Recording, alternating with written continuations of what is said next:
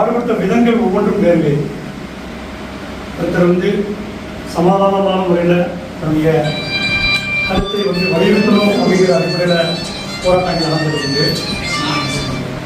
கவிதைகள் வாயிலாக தன்னுடைய தேச விடுதலை நடத்துவதற்கு செய்திகள் மூலமாக செஞ்சவர்கள். ஆனால் எல்லாத்தையும் விட நாளைக்கு அடுத்த செகண்ட் நம்ம இருக்க மாட்டோங்கிறத தெரிஞ்சு தன்னுடைய உயிரையே பணயமாக வைத்து அந்த தேச விடுதலைக்கு பாடுபட்டு அது அவருடைய செய்கை ஒரு பின்னர் பெருந்தீயாக வளரும் என்பதில் நினைத்து செயல்பட்ட அந்த வீர வாஞ்சிநாதனுடைய அந்த செய்கை இன்றைய அவருடைய நினைவு தினத்தில் நாம் எல்லாம் நினைவு கொடுத்து சகோதரர் சொன்ன மாதிரி அவங்க பாடுபட்டு நம்மகிட்ட கொடுத்துட்டு போயிட்டாங்க.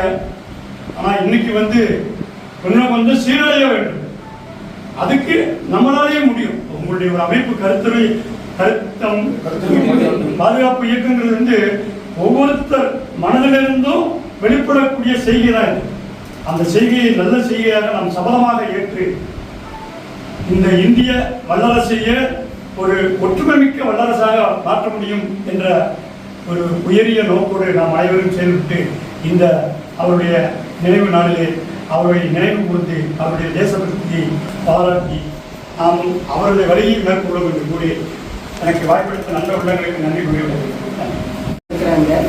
அதில் ரொம்ப வயசு கம்மி 1886 பிறந்து 1911 இறந்து தன்னுடைய 25வது வயதிலேயே அவர் தன்னுடைய உயிரை தியாகம் செஞ்சிருக்கிறாங்க.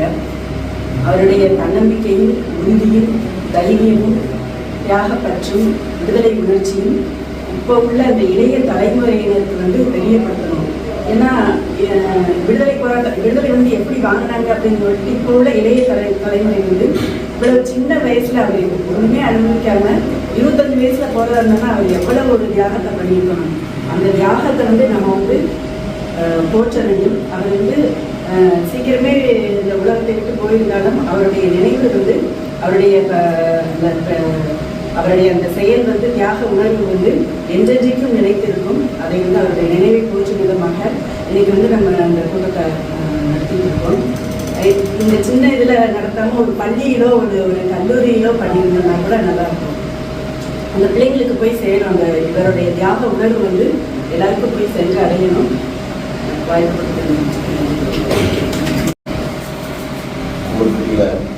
வாஞ்சிநாதன் நினைவு நாள் முயற்சி பக்கத்தில் இருந்தாலும் இந்த நிகழ்வு நடந்தது. அவர் நிலையில் ஆஸ்பத்திரி நானும் சிகிச்சை வாங்கி மணியாட்சி இருக்கக்கூடிய மணியாட்சி செயல்படுறதுனால நம்ம மணியாட்சிக்கு மிக அருகிலே இருக்கிறோம். இவருடைய தியாகம் இந்த மாதிரி சுதந்திர போராட்ட தியாகிகளுடைய பலருடைய வரலாறு வெளியே தெரியாம இன்றைய சமுதாய இளைஞர்கள் பூராமே நம்ம சுதந்திரம் பெற்றவர்களுடைய கடுமையான நிலைமைகள் யாருக்கும் புரியாமல் தான் இருக்கிறார்கள். அதை நம்ம கொண்டு செலுத்த வேண்டிய கடமை நமக்கு நம்மளுடைய தலைமுறைக்கு இருக்கிறது. மேடம் சொன்னது போல இதை ஒரு கல்லூரியிலையோ ஒரு பள்ளிக்கூடத்திலையோ நடத்தியிருந்தா அதை இளைய தலைமுறைக்கு இது சுதந்திர போராட்டத்தினுடைய வலிமையும் அதனுடைய தியாகமும் வெளியே தெரிஞ்சிருப்போம்.